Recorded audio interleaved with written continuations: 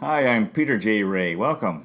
Today's topic is the 1913 Cleveland Naps MLB baseball season. Again, the Naps were playing in the American League, the junior circuit of Major League Baseball, and they were playing home games at League Park here in Cleveland. And 1913, Cleveland had a very strong year, very good year. They finished in third place with a record of 86 and 66. 20 games over 500. Very good. Winning percentage of 566. That's outstanding. 9.5 games out of first. The first place team was the Philadelphia Athletics, who were 96 and 57. Winning percentage of 627. Second place, the Washington Senators, who were 90 and 64. Their star player was Walter Johnson, who won 36 games. Record of 36 and 7. ERA of 1.14. Real lookalike for Robin Williams. Third place, the Cleveland Naps, 86 and 66. Fourth place, the Boston Red Sox, 79 and 71. Fifth place, the Chicago White Sox, 78 and 74. Sixth place, the Detroit Tigers, 66 and 87. Seventh place, the New York Yankees, 57 and 94. And in eighth and last place, the St. Louis Browns, 57 and 96. Cleveland set an attendance record for Cleveland in 1913 at League Park. 541,000 fans came to home games, and they had never actually exceeded 500,000. An average of 6,981 per game. And the team was in second place through August. They were a contender for most of the season, so that was wonderful. On July 11th, there was a record set. Ivy Olson and Jack Graney, Naps players, both stole home in the 15th inning in Boston. It was the first time two teammates stole home in extra innings in the same game in Major League Baseball.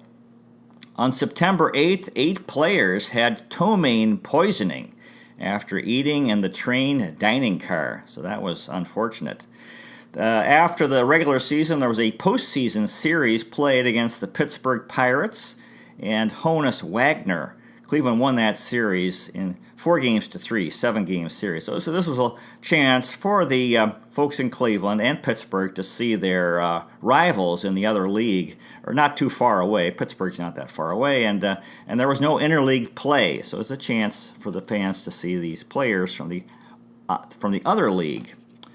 Now, the manager for the Cleveland Naps in 1913 was Joe Birmingham, who was a player manager. He was an outfielder.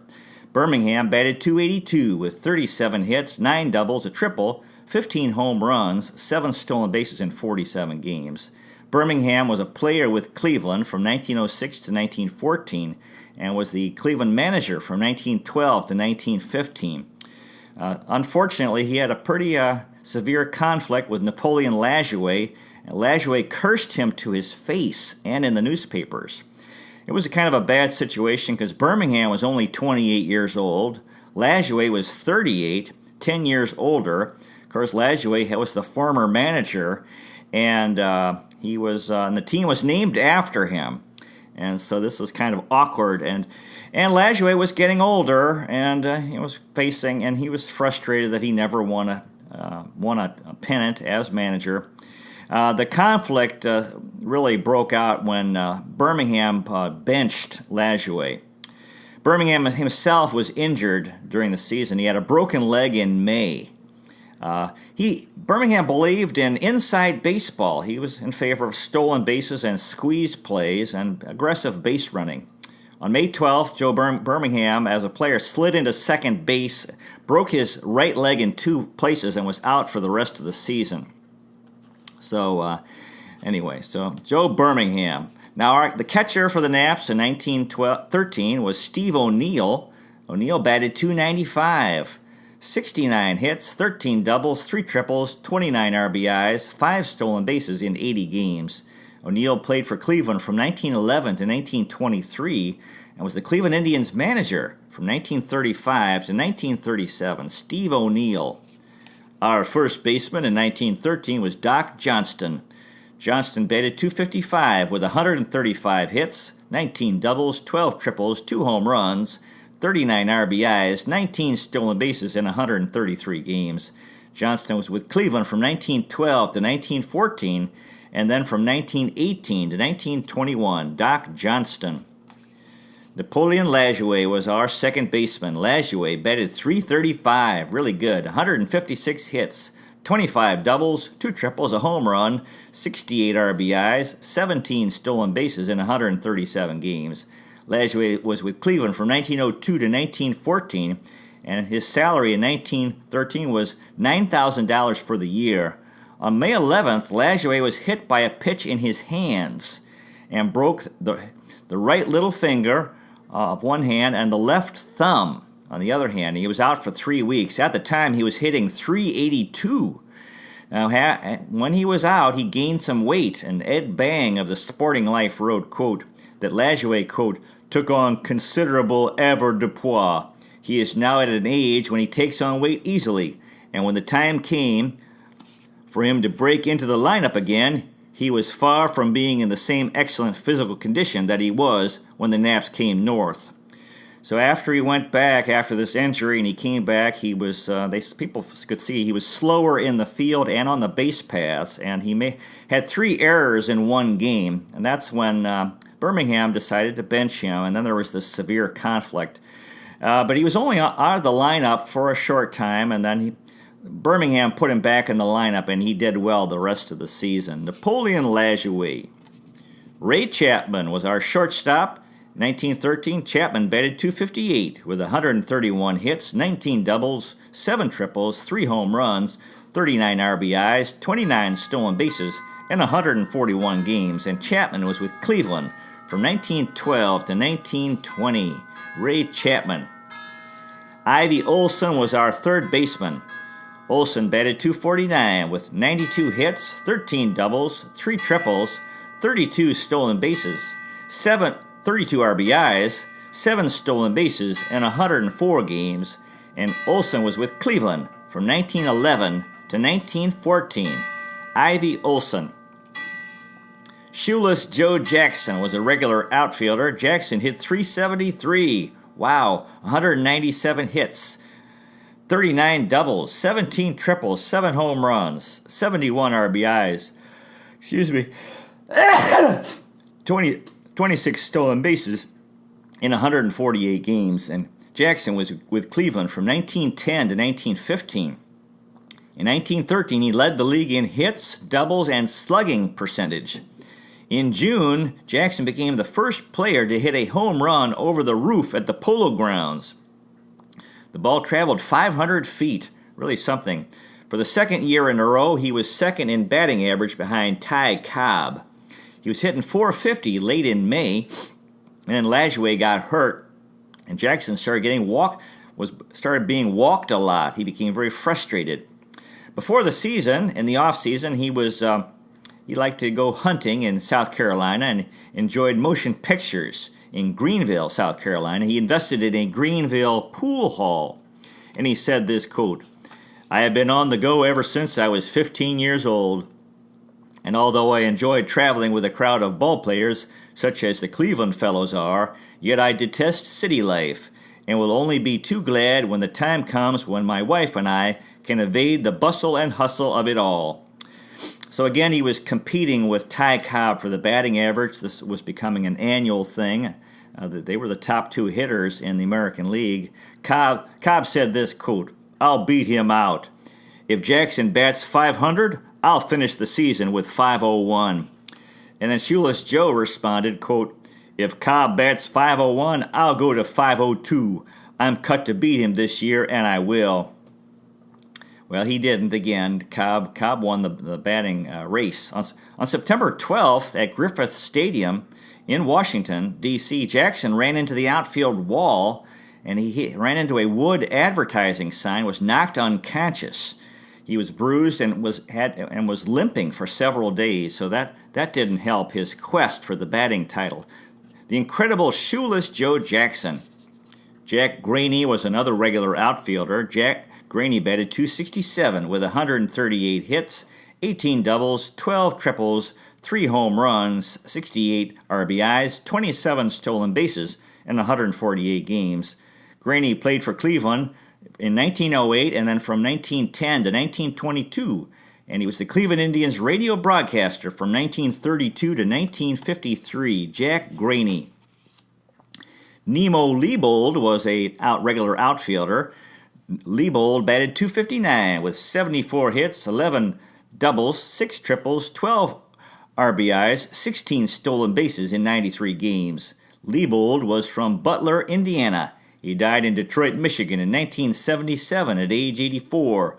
Career average of .266 with 3 home runs and 283 RBIs. Leibold played for the Cleveland Naps, Chicago White Sox, Boston Red Sox, and Washington Senators between 1913 and 1925. He won World Series titles in 1917 with the White Sox and 1924 with the Senators. That's Washington's last World Series title. He was nicknamed for the comic strip character Little Nemo. In 1917, he had a single in the 9th inning, which drove in Buck Weaver for the final run in the World Series clinching game. So that was a big hit. In 1919, in the World Series, Leibold hit .056.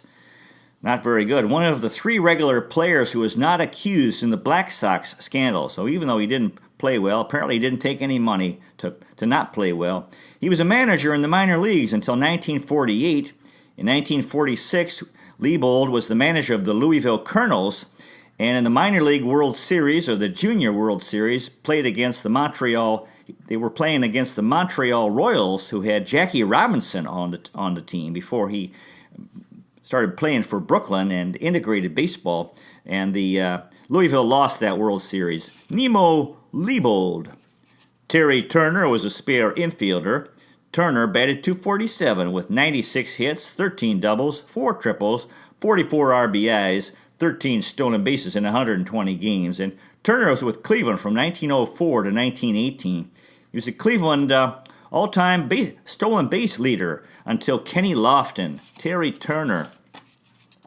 Buddy Ryan was an outfielder. Ryan batted .296 with 72 hits, 6 doubles, a triple, 32 RBIs, 9 stolen bases in 73 games. And Ryan was with Cleveland in 1912 and then 1913. So this was the end of his MLB career. Buddy Ryan. Fred Karish was a spare catcher. Karish batted .216 with 48 hits, 4 doubles, 2 triples, 26 RBIs, 6 stolen bases in 82 games. And Karish was with Cleveland from 1912 to 1914. Fred Karish. Grover Land was another catcher.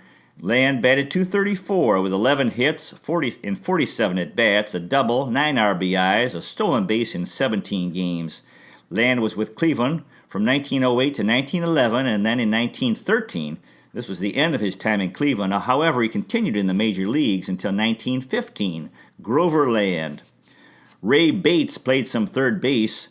Bates batted .167, 5 hits and 30 at-bats, 2 triples, 4 RBIs, 3 stolen bases in 27 games. Bates was from Patterson, New Jersey. He died in Tucson, Arizona in 1970 at age 80. Career average of .233 with 2 home runs and 70 RBIs. Bates played for the Cleveland Naps in 1913 and the Philadelphia Athletics in 1917.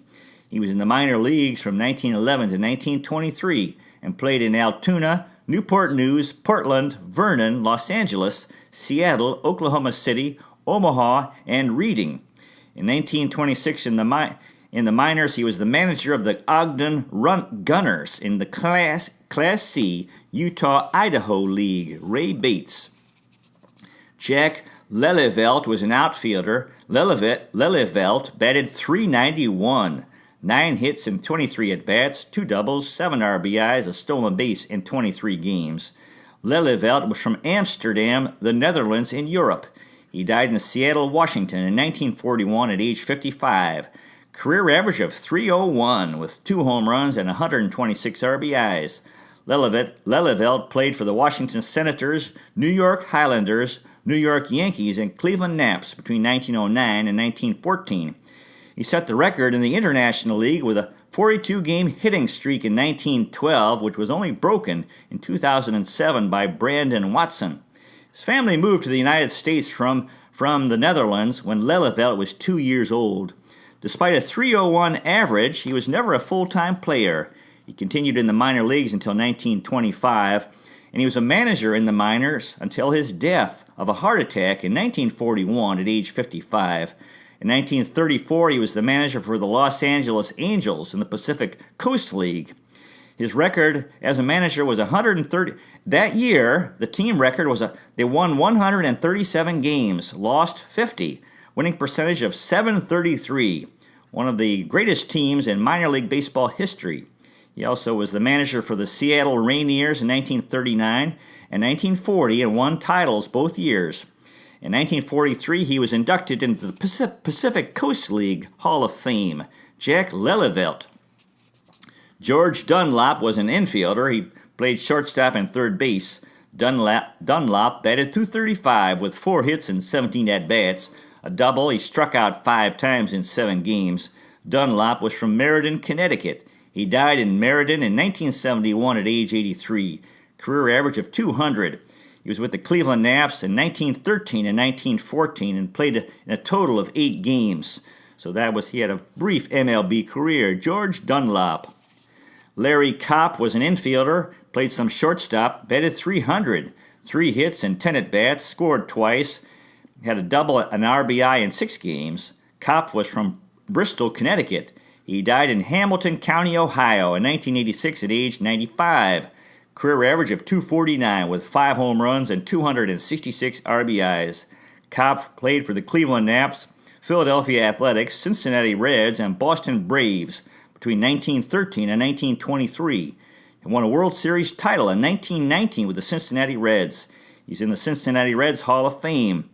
He's best known for his part in the only double no-hitter in Major League Baseball. He led off the 10th inning with a single after there had been no hits for 9 innings by both teams, both pitchers.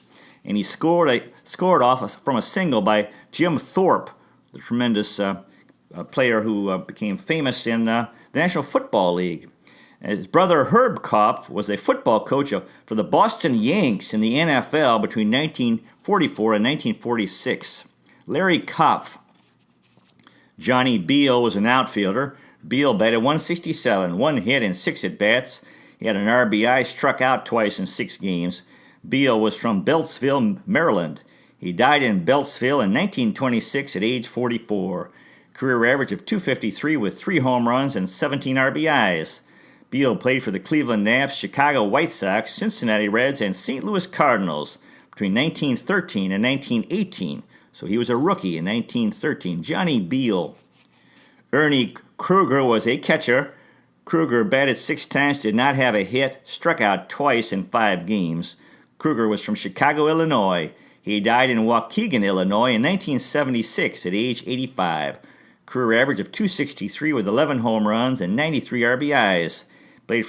Kruger played for the Cleveland Naps, New York Yankees, New York Giants, Brooklyn Robins, and Cincinnati Reds between 1913 and 1925. So he was a rookie in 1913. In 1920, he won a National League title with Brooklyn. In 1917, he won a National League title with the New York Giants. In 1920, he was the catcher in the longest MLB game, which went 27 innings, although it was played over two days since there was no night baseball back then. There were Ernie Kruger fan clubs in Japan.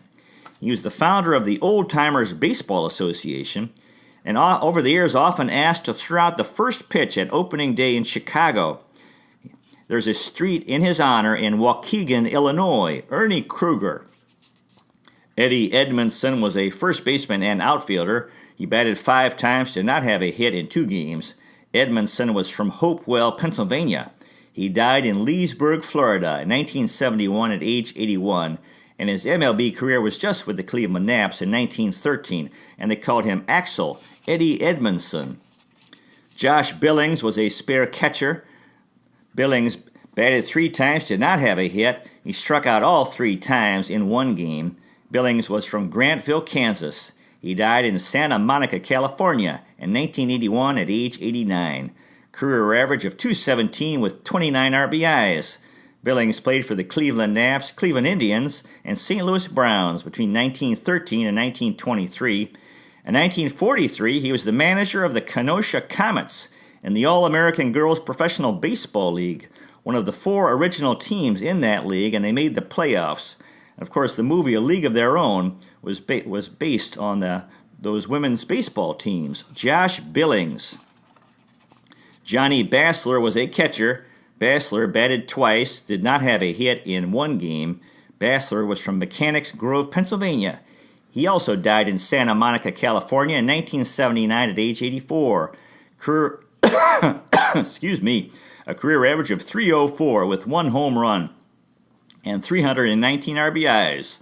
Bassler played for the Cleveland Naps from 1913 to 1914, and then the Detroit Tigers from 1921 to 1927. He was a pro baseball player for 26 seasons from 1911 to 1937 and had a .416 career on-base percentage, which is the second highest in MLB history for catchers. In 1924, he hit .346, which is the highest average for an MLB catcher since 1912. He played 15 seasons in the Pacific Coast League with the Los Angeles Angels, the Seattle Rainiers, Hollywood Stars, and Seattle Indians. He hit .321 in the Pacific Coast League for his time there. In 1943, he was an inaugural inductee in the Pacific Coast League Hall of Fame. Bassler was one of 13 children. He came from a Mennonite family. He's considered the 47th best catcher of all time. That decision was made in 2001 by Bill James. He was a Cleveland Indians coach from 1938 to 1940 and helped Bob Feller develop. He worked for 20th Century Fox, the movie lot, and when a movie set would be torn down, Bassler would get the materials, which he used to build a home in Latigo Canyon, California. Johnny Bassler. George Young was a pinch hitter and a catcher, he pinch hit twice in 2 games and did not have a hit. Young was from Brooklyn, New York. He died in Brightwaters, New York in 1950 at age 60. Played for the Cleveland Naps in 1913 and 2 seasons in the minors as a catcher for the Charleston Senators in the Ohio State League. George Young. Billy Southworth was an outfielder, played right field and center field. He was in 1 game but did not bat. Southworth was from Harvard, Nebraska. He died in Columbus, Ohio in 1969 at age 76. Career average of .297 with 52 home runs and 561 RBIs. He was also a manager, and he won 1,044 games, lost 704 games, with a tremendous winning percentage of .597. He played for the Cleveland Naps, Cleveland Indians, Pittsburgh Pirates, Boston Braves, and New York Giants between 1913 and 1929. Southworth was a manager for the St. Louis Cardinals and Boston Braves between 1929 and 1951.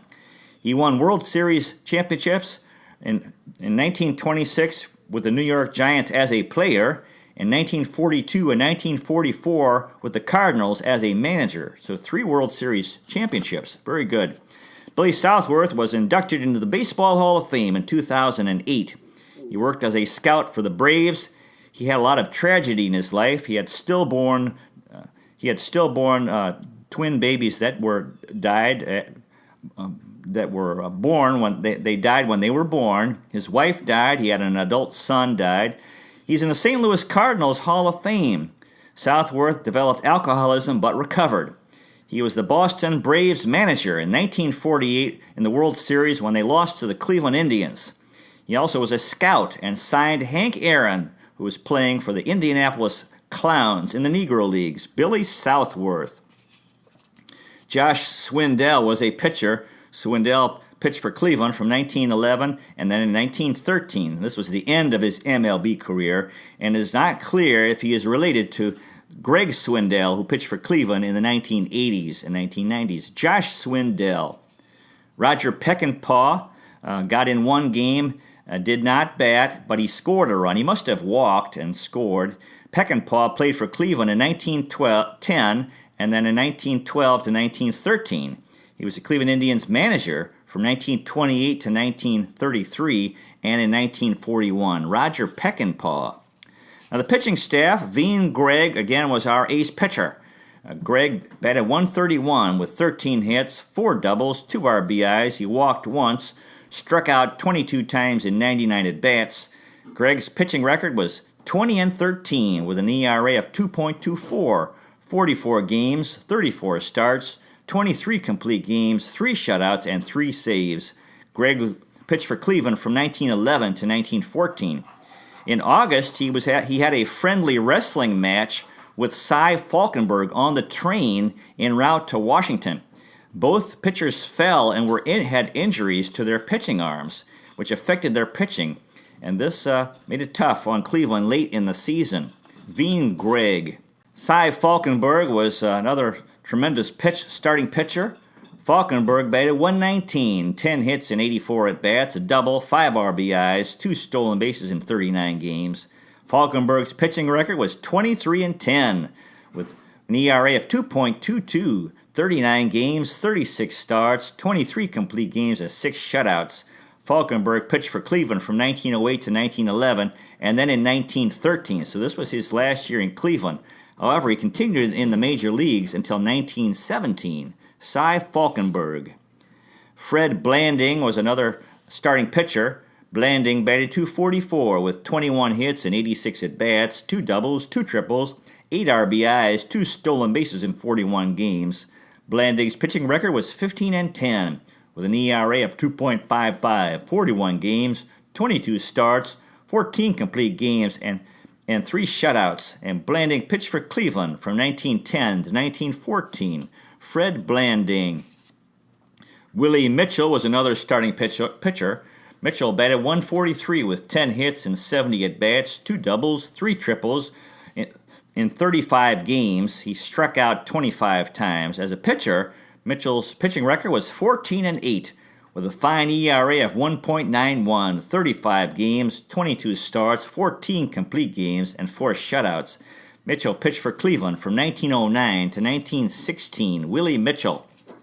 Bill Steen was another pitcher. Steen batted .171, 7 hits and 41 at-bats, scored twice, 10 RBIs, a stolen base. He struck out 12 times in 22 games. His pitching record was 4-5 with an ERA of 2.45, 22 games, 13 starts, 7 complete games, 2 shutouts, and 2 saves. And Steen was with Cleveland from 1912 to 1915. Bill Steen. George Collar was another pitcher. Collar batted .061, 2 hits and 33 at-bats. He scored a run, 2 RBIs. He walked once, struck out 7 times in 24 games. His pitching record was 5-11 with an ERA of 3.14. He pitched in 24 games, had 15 starts, and 5 complete games. And Collar was with Cleveland from 1910 to 1914. George Collar. Nick Cullup was another pitcher. Cullup batted .129 with 4 hits and 31 at-bats. Scored twice, walked twice, struck out 10 times in 23 games. Cullup's pitching record was 3-6 with an ERA of 4.42, 23 games, 8 starts, and 4 complete games. Cullup was from Chilhowie, Virginia. He died in Tazewell, Virginia in 1961 at age 73. A career record of 57-54 with an ERA of 2.73 and 400 strikeouts. Cullup pitched for the Cleveland Naps and Kansas City Packers in the Federal League and the New York Yankees and St. Louis Browns between 1913 and 1921. In 1915, with Kansas City, he won 22 games. In 1914, he lost 20 games, 1 with Cleveland and 19 with Kansas City in 2 different leagues. Nick Cullup. Lefty James was another pitcher. James batted .231 with 3 hits and 13 at-bats, struck out 5 times in 11 games. His pitching record was 2-3 with an ERA of 3.00, 11 games, 4 starts, and 3 complete games.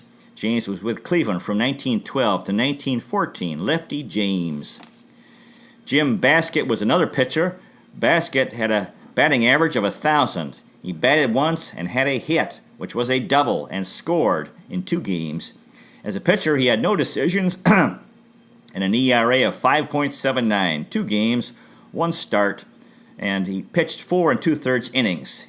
Baskett pitched for Cleveland from 1911 to 1913, and this was the end of his MLB career. Jim Baskett. Luke Glavinich was another pitcher. Baskett got in one game, did not bat, had no decisions, and an ERA of 9.00 in that one game. He pitched one inning. Glavinich was from Jackson, California. He died in Stockton, California in 1935 at age 42. His MLB career was just with the Cleveland Naps in 1913.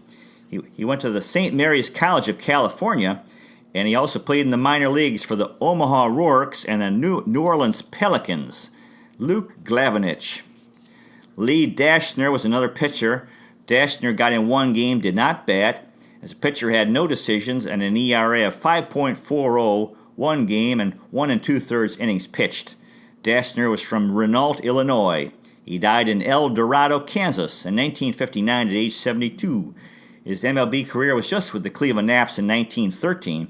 In the minor leagues, he pitched for the Cincinnati Pippins, Columbia Comers, Toledo Mud Hens, Lexington Colts, Topeka Jayhawks, and Fort Dodge Dodgers. Lee Dashner. Lynn Brinton was another pitcher. He got in one game, did not bat, had no decisions, an ERA of 9.00 in that one game, and 2 innings pitched. Brenton was from Peoria, Illinois. He died in Los Angeles, California in 1968 at age 79. A career record of 5-12 with an ERA of 3.97 and 52 strikeouts. Brenton pitched for the Cleveland Naps in 1913, the Cleveland Indians in 1915, and the Cincinnati Reds in 1921. In the minor leagues, he pitched for the Portland Beavers, Sacramento Senators, Oakland Oaks, Seattle Rainiers, Toledo Mud Hens, New York Pelicans, and the Cleveland Bearcats and the Cleveland Spiders, all in the minor leagues. Lynn Brinton. And finally, Dave Gregg was another pitcher. He got in one game, did not bat, had no decisions, and an ERA of 18.00 in that one game, pitched one inning, allowed 2 earned runs. Gregg was from Chehalis, Washington. He died in Clarkston, Washington in 1965 and at age 74. His MLB career was just with the Cleveland Naps in 1913. His nickname was High Pockets. In the minor leagues, he pitched for the Portland Beavers and Spokane Indians, and it is not clear whether he is related to Veen Gregg.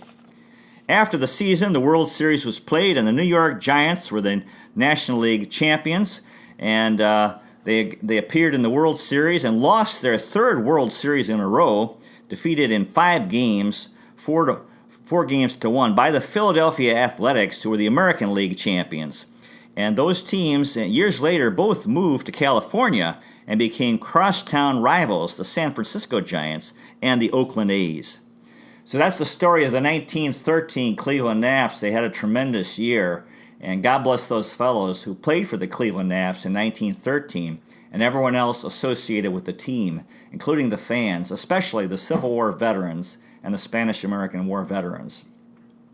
Captains of the Cuyahoga, lovers of Lake Erie, Terminal Tower Power, fans of the Free Stamp statue and the Fountain of Eternal Life, Euclid Avenue Electricity, First Energy Stadium friends, Progressive Field pals, Quicken Loans Arena enthusiasts, Severance Hall stalwarts, Tribe, Browns, Cavs, Monsters, and Gladiators rule. Cleveland, City of Champions. Cleveland is the best location in the nation on the north coast of America. New York is the Big Apple. Cleveland is a plum. It's been 70 years since 1948. This is our year. Go Tribe. Thank you so much for watching. I really, really appreciate it. God bless you. Take care, and I'll see you next time.